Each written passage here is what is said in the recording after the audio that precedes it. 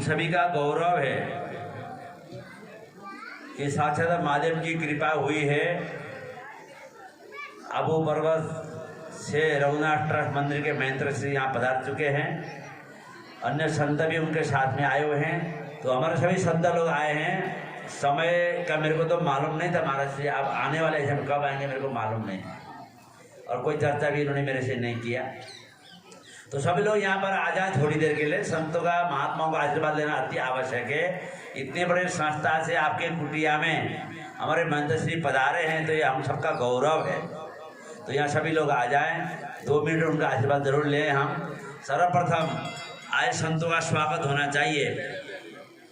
तो हमारे सुरेश कुमार शर्मा संतों का स्वागत करेंगे फूल हार के द्वारा। अच्छा भाई, फूल हार लाओ और टीका लगाइए महाराज जी को। हाँ, टीका लगाइए। किसने लगाया? चलो भाई, हार भी लाओ। ऐसा नहीं, ऐसे हमारे भी कैसे शुरू कराया इन्होंने, ये तो तकलीफ है। लगा भाई।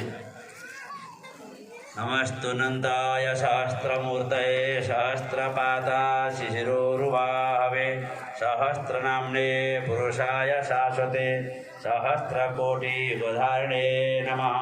नमः कमलनाभाय नमस्ते जलसायिने नमस्ते केशवानंद वासुदेवो नमस्ते। अर्पण नहीं। बोलिए सद्गुरु देव की जय।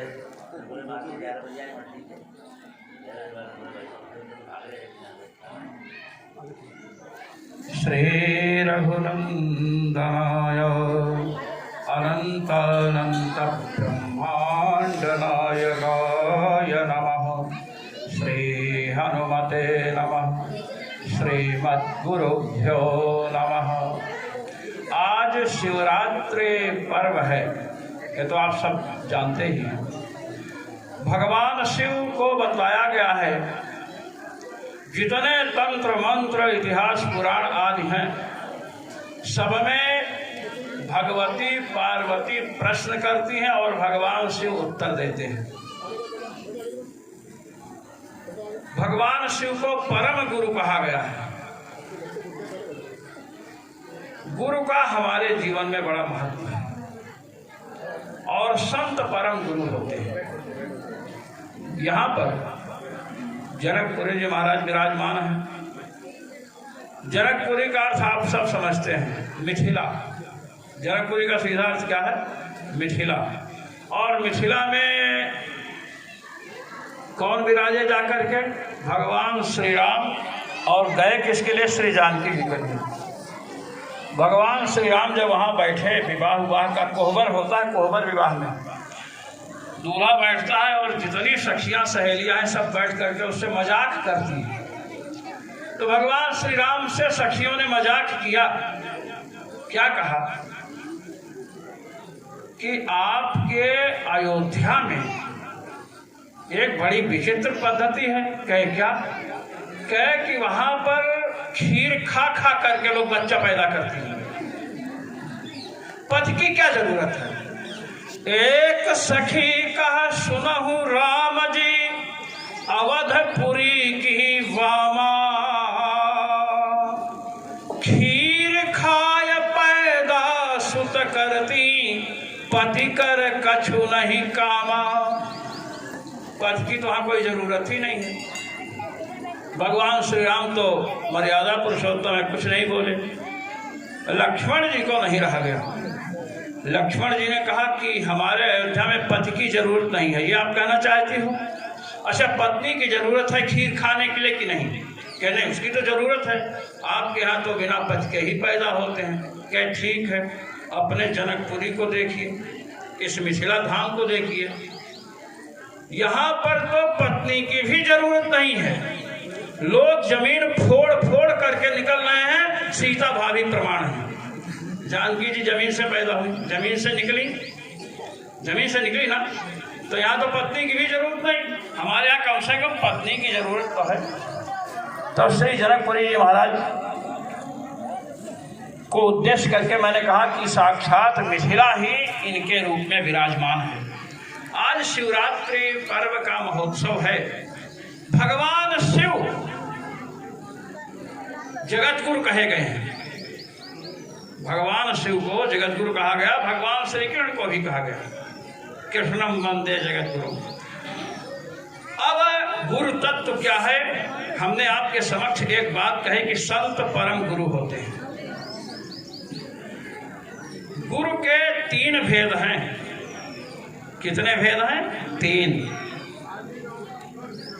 जिस समय भगवान श्री कृष्ण के अवतरित होने का समय आया तो आकाशवाणी हुई थी, अस्यास्त्वमष्टमो गर्भो हन्तायाम वहसे बुधो।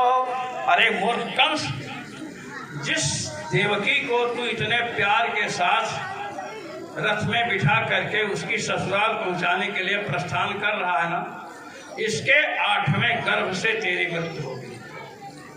तो कंस ने सोचा कि जब 8वां गर्भ होगा तब न मृत्यु होगी, तो उसने अपने कारागार में 10-10 हाथ की दूरी पर 2 लौह स्तंभ, लोह के खंभे गड़वा दिया, और एक में देवकी जी को हथकड़ी और बेड़ी लगा करके बांध दिया, एक में वसुदेव जी को। कहा पति पत्नी एक जगह होंगे ही नहीं तो संतान कैसे पैदा होगी? भगवान ने कहा कि मूर्ख, तू डाल डाल मैं पात पात। तू सोचता है कि परमात्मा का अवतार स्त्री के रज और पुरुष के वीर से होता है, ये तेरी भूल है। जन्म कर्म च मे दिव्यम। भगवान ने कहा मेरा जन्म और कर्म दिव्य है।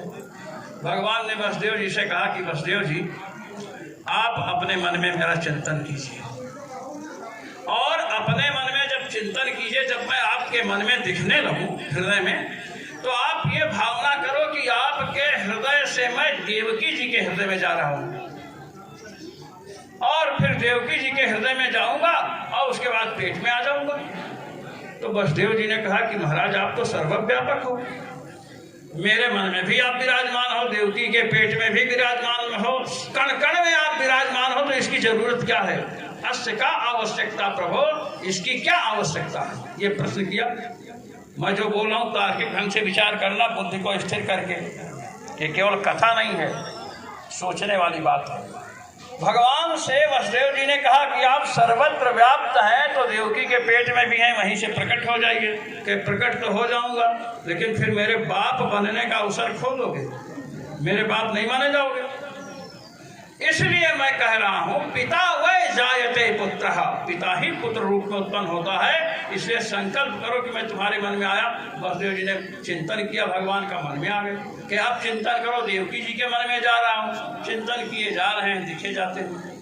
अब वहां से चिंतन किया कि गर्भ में जा रहे हैं, तो भगवान गर्भ में गए। तो ये जो चिंतन है, मैं आपको ये बता रहा हूं, समाहितम सूर सुतेन देवी, ये भागवत का 10वां स्कंद का समाहितम। और समाहितम की व्याख्या श्रीमद् भागवत महापुराण के प्रख्यात टीकाकार श्रीधर स्वामी, श्रीधर स्वामी को वैष्णवाचार्य लोग कहते हैं, वैष्णव लोग कहते हैं कि अद्वैत सिद्धांत के थे। हम कौन अद्वैत सिद्धांत का है, कौन विशिष्टाद्वैत का, इसमें नहीं जाएंगे। उन्होंने भागवत पर निष्पक्ष भाव से टीका की है। समाहितम सूर सुतेन देवी, समाहितम पर लिखते हैं वैधि दीक्षया अर्पितम, वैधि दीक्षा। अब मैं प्रकरण में उपक्रम में कहा था कि गुरु 3 प्रकार के होते हैं। अब 3 प्रकार के गुरु कैसे प्रकट करूंगा? जैसे वसुदेव जी ने अपने हृदय में भगवान का चिंतन किया, और फिर चिंतन किया कि देवकी जी के मन में जा रहे हैं, और देवकी जी के मन से उनके उदर में जा रहे हैं, ये चिंतन किया, भगवान पहुंचे। 3 प्रकार के गुरुजन होते हैं, और 3 प्रकार की दीक्षा होती है। एक तो वैधि दीक्षा, एक स्पर्श दीक्षा, और एक दृग दीक्षा होती है। अब आपको मैं तीनों का दृष्टांत दे रहा हूं। दृग दीक्षा मतलब दृष्टि पड़ी और आपके ऊपर अनुग्रह हो गया। संत महापुरुषों की दृष्टि पड़ जाए तो समझिए अनुग्रह हो गया। आपकी दृष्टि उन पर पड़े या ना पड़े इसकी जरूरत नहीं।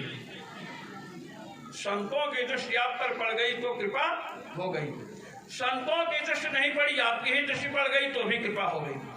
और कहीं एक दूसरे की दृष्टि पड़ गई, आपकी दृष्टि संतों पर पड़ी और संतों की दृष्टि आप पर पड़ी, तो कहना ही क्या है। हमारे यहाँ श्रीमद् भागवत महापुराण में बताया गया कि किन किन वस्तुओं से हम लोग पवित्र होते हैं। भाई पाप पुण्य तो सबका है, चाहे साधु हो, चाहे महात्मा हो, चाहे गृहस्थ हो। अनंत जन्म के पुण्य पापों से कुछ पुण्य पाप निकाल करके शरीर मिला है, जिसे हम उस पुण्य पाप का नाम प्रारब्ध कहते हैं, शरीर से भोगना है। बहुत से पाप हैं, आप बैंक में पैसा जमा रखते हैं, कुछ अपने पास रखते हैं, उसको खर्च करते हैं, बैंक वाला तो सुरक्षित है। तो कहे कि जो उग्र पाप हैं उनका शमन के चक्र से पवित्र हो गए, पट्ट से। ऐसा नहीं है। तीर्थों में गए, जैसे नक्खी सरोवर गए, पुष्कर गए, स्नान किए और कहे कि पवित्र हो गए, कुछ पवित्र होंगे, पूरे पवित्र हो जाए ऐसी बात नहीं। तो कहे ऐसा भी कोई बताओ कि जिसके दर्शन मात्र से, अच्छा इनमें एक बार आपने स्नान किया, फिर दो तीर्थानि न देवामृच्छिला मया ते पुनन्त्युरुकालेन दर्शनादेव साधवः। व्यास जी का उद्घोष है। जो तीर्थ होते हैं, जैसे नक्खी सरोवर इत्यादि तीर्थ में जल मिलता है आपको, कहे तीर्थ को केवल जल मत समझो, पवित्र करते हैं। और देवताओं के श्री विग्रह को मंदिर में गए तो समझे कि मिट्टी के बने हैं या धातु के बने हैं, ऐसा नहीं समझिए। पाषाण के बने हैं ऐसा मत समझिए। ना देवा मृच्छिलामया, ये पवित्र करते हैं। कहे तो पवित्र करते हैं कब? कहते पुनन्ति उरुकालेन। उरुकाल, उरु माने बहुत, ये बहुत समय लेते हैं पवित्र करने के लिए। कहे तो ऐसा कोई बताइए कि चटाचट कार्य हो जाए। स्विच ऑन किए प्रकाश हो गया, ऑफ किए तो अंधेरा। कहे दर्द होंगे। कछुआ, कछुआ जानते हैं ना? हाँ। और कछुआ की पत्नी का नाम क्या है? कछवी। कछवी। तो कछवी जब अंडा देती है, आप देख लेना, कछवी जब अंडा देगी तो पानी से निकल करके आधा किलोमीटर 1 किलोमीटर दूर जाती है और जमीन को खोदती है और जमीन खोद करके अंडा देती है और उसके बाद उसको ढक देती है। बिल्ली को आपने देखा ना, बिल्ली जब टट्टी करती है बाद में ढक देती है, लोग समझ नहीं पाते। कछवी जब उसको ढक देगी उसके बाद फिर पानी में चली जाएगी और पानी में जाने के बाद वहां से चिंतन कर रही है। जैसे वसुदेव जी ने चिंतन भगवान का किया था, चिंतन कर रही कि अब मेरा अंडा बढ़ रहा है, मेरा अंडा बढ़ रहा है, अंडा बढ़ने लगता है। और कुछ दिन के बाद वह चिंतन करती है कि अब मेरे अंडे से बच्चा निकलने वाला है, बच्चा निकलने वाला है, कुछ समय के बाद निकलेगा। जिस समय निकलेगा उससे पहले वो पहुंच जाती है और बच्चे को लेकर के चली आती है। यह है चिंतन का प्रभाव। ऐसे गुरुजन होते हैं जो अपने चिंतन मात्र से शिष्य का कल्याण कर देते हैं। इसलिए हमें गुरुजनों की सेवा ऐसी करनी चाहिए कि हमारा चिंतन उनके मन में बना रहे। अस्तु। दृष्टि से पोषण होता है, ये मैं दृष्टांत दे रहा हूँ। जब मछली जल में तैरने लगती है, बच्चों को भूख लगती है, वो चुन्नू मुन्नू सब उसके सामने आते हैं, आंखों के सामने, और जिस पर दृष्टि पथरी की पड़ती है उनका पोषण होता है, उनकी भूख शांत हो जाती है। ये दिग् दीक्षा का प्रभाव है। हम संत महापुरुषों के समीप जाते हैं, उनके चरणों में नमन करते हैं, उनकी दृष्टि पड़ती है तो जैसे मछली की दृष्टि से बच्चों का पोषण होता रहता है, बच्चों की क्षुधा निवृत्त होती रहती है, बच्चे पुष्ट होते हैं। इसी प्रकार गुरुजनों की दृष्टि जब हम पर पड़ती है, शिष्य पर पड़ती है, तो गुरुजनों की दृष्टि से शिष्य की रक्षा होती है, उसका पोषण होता है। यह है दृग् दीक्षा का प्रभाव। अब हम आपको स्पर्श दीक्षा का प्रभाव बतलाते हैं। जैसे पक्षी अपने बच्चों का पोषण करने के लिए घोंसले से बाहर जाता है और वहाँ से किसी कीड़े पतंगे या चावल के कण को लेकर आता है और बच्चे के मुख में देता है। आपने देखा होगा, मैंने स्वयं देखा है, देने के बाद अपने पंखों से बच्चे के शरीर का स्पर्श करता है, उसको दबाता है। स्पर्श करने मात्र से बच्चे का पोषण होता है, बच्चा बढ़ने लगता है और जब वहाँ से वह लौटता है तो अपनी चोंच में बच्चों की विष्ठा को लेकर के बाहर फेंकता है। तो उसने जो बच्चों को अपने पंखों का स्पर्श कराया है, उसके कारण उसके बच्चे पुष्ट होते हैं, शीघ्र बढ़ने लगते हैं।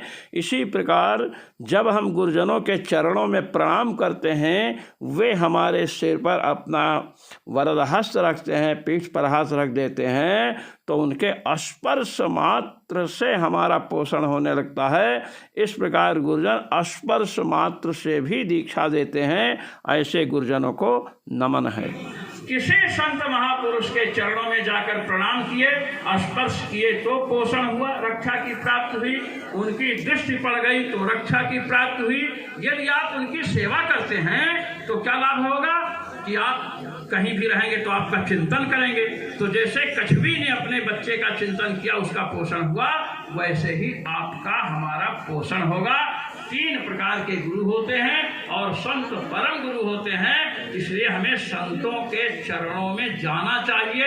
हमें ऐसा प्रयास करना चाहिए कि हमारे सिर पर हाथ रखें, पीठ पर हाथ रख दें। हमें ऐसा प्रयास करना चाहिए कि हम उनके मन में बने रहें, उनका चिंतन हमारे प्रति होता रहे। जब वे हमारा चिंतन करते रहेंगे तो हमारा पोषण होता रहेगा।